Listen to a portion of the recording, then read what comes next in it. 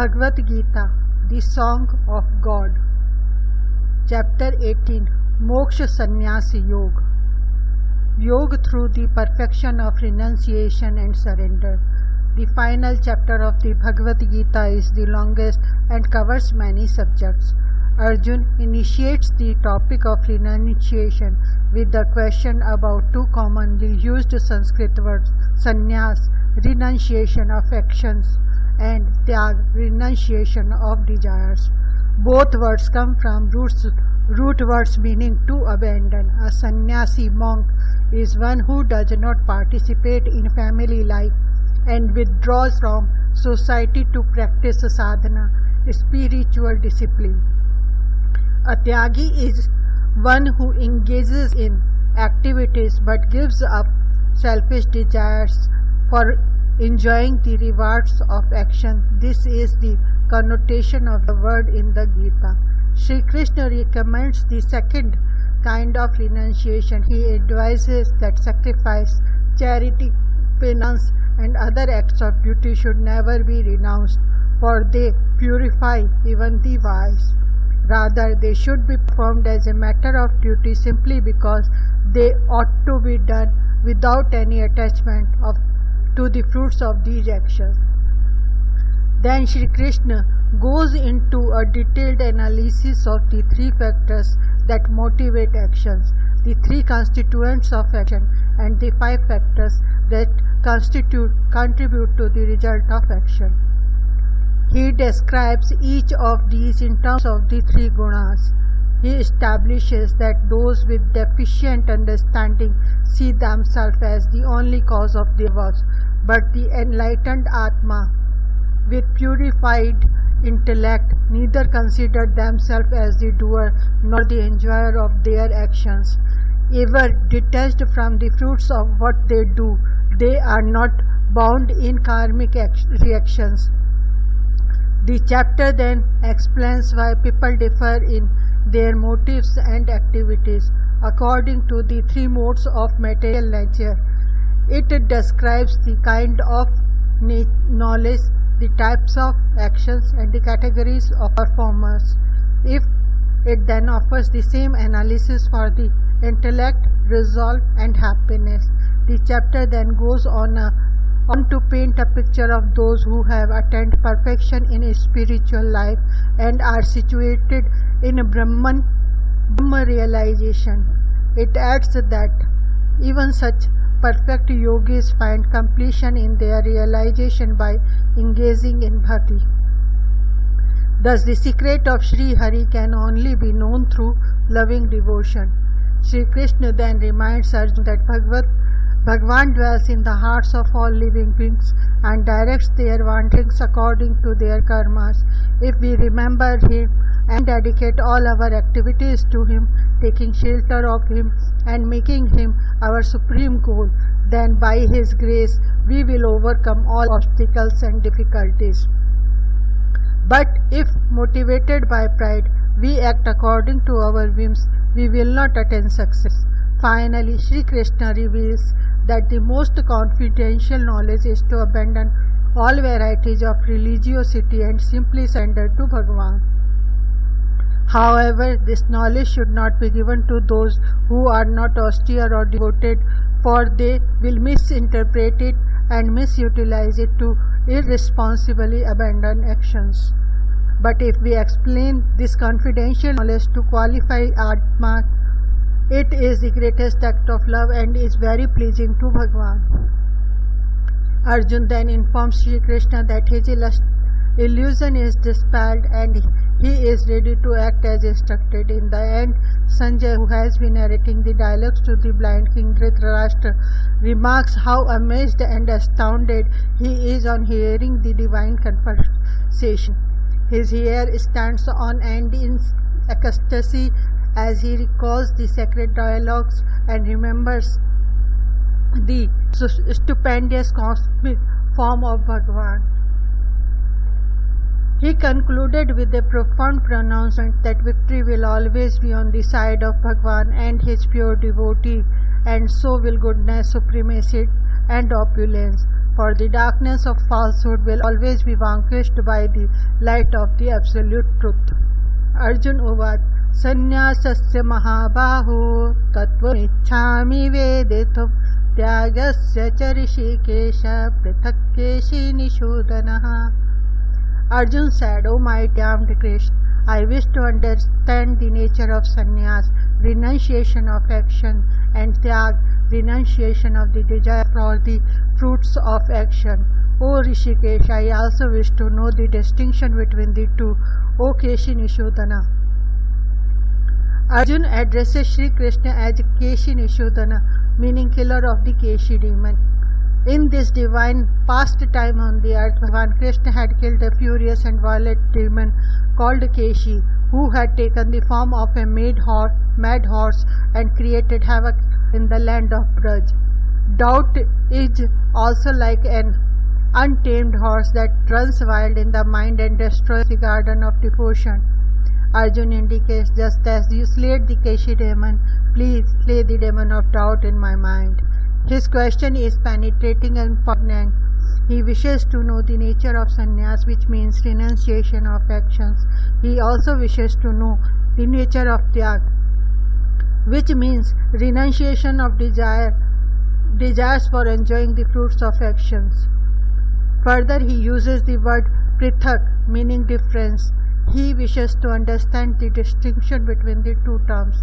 Arjuna also refers to Sri Krishna as Rishikesh, meaning master of the senses. Arjuna's goal is to accomplish the greatest of conquest, which is to subdue the mind and the senses. It is this conquest that can bestow the state of perfect peace, and the Supreme Bhagavan Sri Krishna, as the master of the senses, himself embodies this state of perfection. This topic had been explained in the previous chapter as well. Sri Krishna had talked about sannyas in verses 5.13 and 9.28 and about tyag in verses 4.20 and 12.11, but he explains it here from another angle. The same truth permits itself to be presented from a variety of perspectives, and each perspective provides its own unique appeal. For example, various sections of a garden leave differing impressions on the viewer's mind, while the entire garden creates yet another impression. The Bhagavad Gita is very much like this. Each chapter is designated as a particular yoga, while the 18th chapter is considered the synopsis. In this chapter, Sri Krishna briefly summarizes the perennial principles and eternal truth that were presented in the previous 17 chapters and establishes the collective conclusions of all of them. After discussing the topics of renunciation and detachment, he goes on to explain the natures of the three gunas and how they affect people's natural propensities for work. He reiterates that the mode of goodness is the only mode worthy of cultivation. He then concludes that bhakti, or exclusive loving devotion to the Supreme Bhagavan, is the paramount duty, and its attainment is the goal of human life. Shri Bhagavan Vach Kamyanam Karmanam Nyasam Sanyasam Kavayo Viduhu Sarva Karma Phal Tyagam Prahus Tyagam Chakshanaha. Bhagavan Krishna said, giving up of actions motivated by desires is what the wise understand as sannyas. Relinquishing the fruits of all actions is what the learned declare to be tyag. Kavyaha are the learned. Shri Krishna states that learned people consider sannyas as the renunciations of work. Those who renounce work for material enjoyment and enter the renounce order are called karma sannyasi. They continue to do some of the nitya karma, daily works for the maintenance of the body, but they renounce kamya karma, works related to acquisition of wealth, progeny, prestige, status, power, etc. Such works binds the atma further in the wheel of karma and lead to repeated rebirths in the sansara of birth and death. Vichakshanaha are the wise. Sri Krishna states that wise people lay emphasis on tyag, meaning internal renunciation. This implies not relinquishing the prescribed Vedic duties, rather renouncing the desires for enjoying their fruits. Therefore, the attitude of giving up attachment to the rewards of action is tyag, while the attitude of giving up works is sannyas. Both sannyas and tyag seem plausible and reasonable options to pursue for enlightenment. Of those two courses of action, which one does Sri Krishna command? He provides more clarity on this topic in the subsequent verse. Tyajam doshvaditye ke karma prahur manishina yagya dana tapay karma na tyajam iti chapare. Some learned people declare that all kinds of action should be given up as evil, while others maintain that acts of sacrifice, charity and finance should never be abandoned. While philosophers such as those of the Sankhya school of thought are in favor of liquidating mundane life as quickly as possible, they opine that all actions should be abandoned because they are motivated by desire, which promotes further transmigration in the cycle of life and death. They contend that all works are subjected to inherent defects such as indirect violence.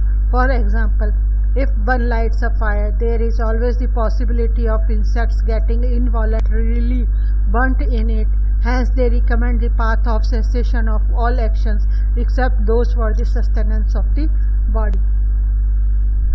Other learned philosophers, such as those of the Mimamsa school of thought, declare that prescribed Vedic activities should never be given up. They contend that whatever there are the two contradictory injunctions of the Vedas, if a specific one is more prominent, it annuls the general one. For example, the Vedas instruct us, do not commit violence toward any living entity.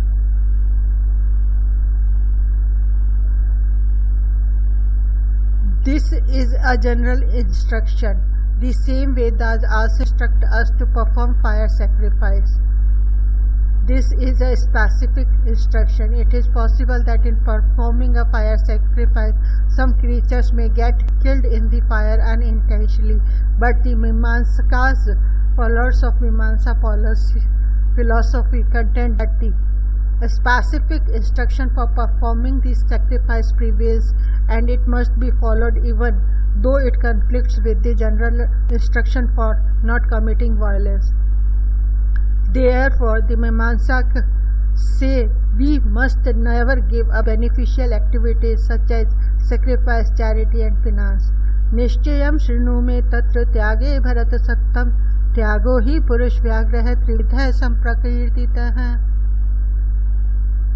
Now, hear my conclusion on the subject of renunciation, O tiger amongst men. For renunciation has been declared to be of three kinds. Renunciation is important because it is the basis for higher life. It is only by giving up the lower desires that we can cultivate the higher aspirations. Likewise, it is by giving up lower actions that we can dedicate ourselves to higher duties and activities and walk the path of enlightenment. However, in the previous verse, Sri Krishna revealed that there are differing views on the true understanding of what renunciation actually entails.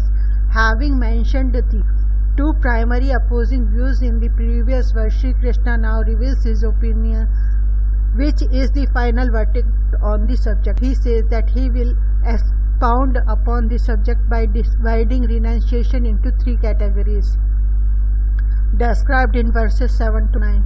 He addresses Arjuna as Vyagraha, meaning tiger, Vyagraha, meaning tiger among men, because renunciation is for the brave-hearted. Sant Kabir said,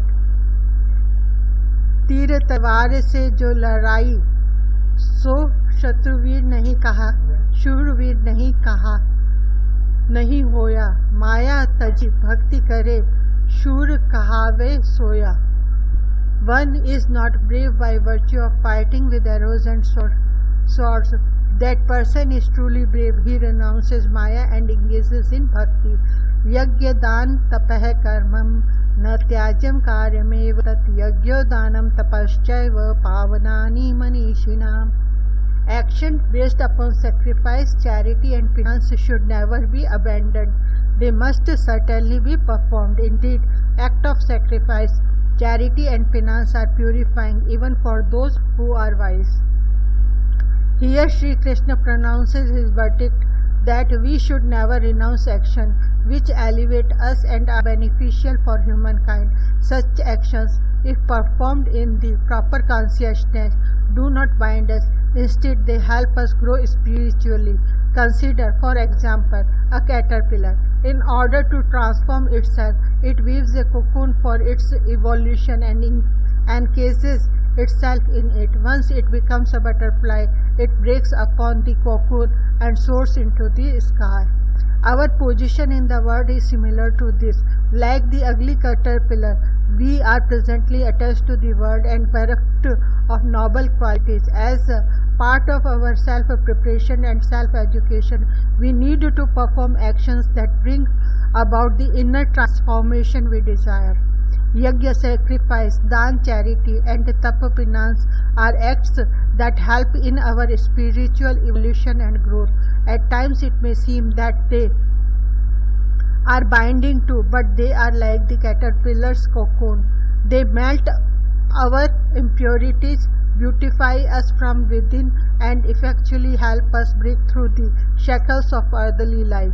Hence, Shri Krishna instructs in this verse that such auspicious activities must never be abandoned.